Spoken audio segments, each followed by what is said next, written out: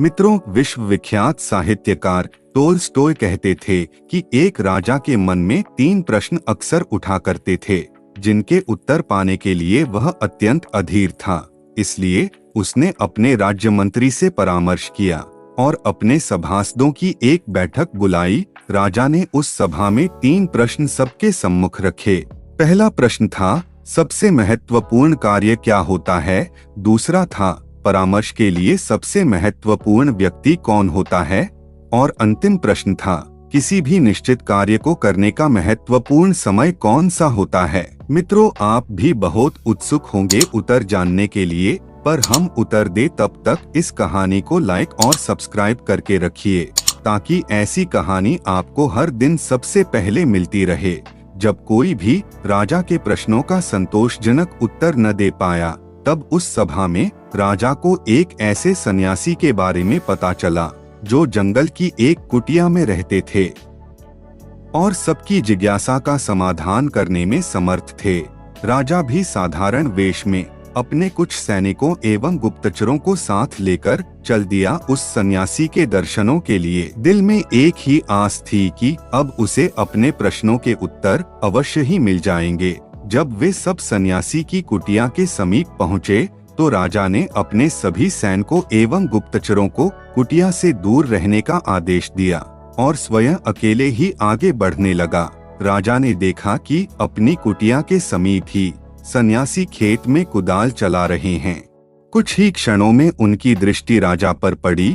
कुदाल चलाते चलाते ही उन्होंने राजा को आने का कारण पूछा और राजा ने भी बड़े आदर से अपने वही 3 प्रश्न सन्यासी को निवेदित कर दिए। राजा अपने प्रश्नों के उत्तर की प्रतीक्षा करने लगा, लेकिन यह क्या? साधु ने तो उत्तर देने की बजाय राजा को उसकी कुदाल लेने का संकेत कर डाला और राजा भी कुदाल लेकर खेत जोतने लगा। आखिरकार राजा को अपने प्रश्नों के उत्तर भी तो चाहिए थे। राजा के खेत जोतते जोतते संध्या हो गई।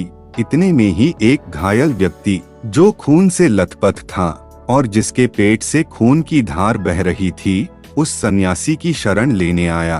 अब सन्यासी एवं राजा दोनों ने मिलकर उस घायल की मरहम पट्टी की। दर्द से कुछ राहत मिली तो घायल सो गया। प्रातः जब वह घायल आगंतुक राजा से क्षमा याचना करने लगा, तो राजा के आश्चर्य का ठिकाना न रहा। आगंतुक राजा की स्थिति देख तत्काल अपना परिचय देते हुए बोला, कल तक आपको मैं अपना घोर शत्रु मानता था, क्योंकि आपने मेरे भाई को फांसी की सजा दी थी।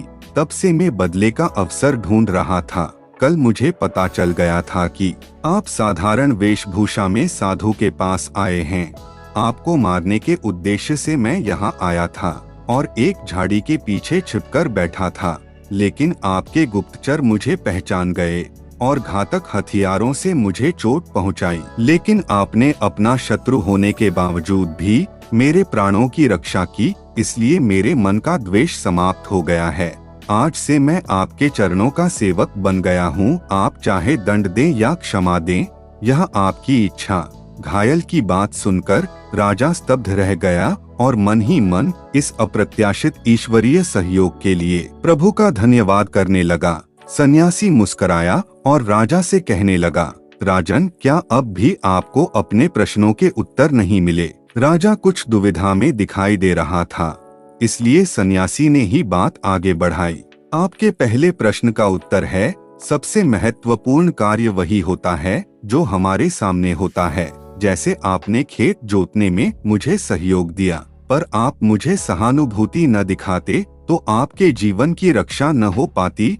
आपका दूसरा प्रश्न था कि परामर्श के लिए कौन महत्वपूर्ण होता है, जिसका उत्तर आपको स्वयं ही मिल चुका है कि जो व्यक्ति हमारे पास उपस्थित होता है, उसी से परामर्श मायने रखता है। जैसे उस घायल व्यक्ति को सहायता की आवश्यकता थी, जिसके प्राण आपने बचाए, इस तरह आपका शत्रु भी आपका मित्र बन गया। तीसरे प्रश्न का उत्तर भी यही है कि किसी भी निश्चित कार्य को करने का महत्वपूर्ण समय होता है।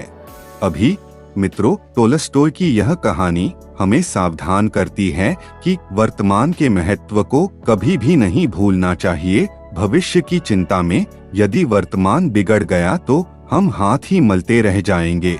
तो दोस्तों, इस कहानी से क्या सीखने को मिला, ये कमेंट में जरूर लिखिएगा।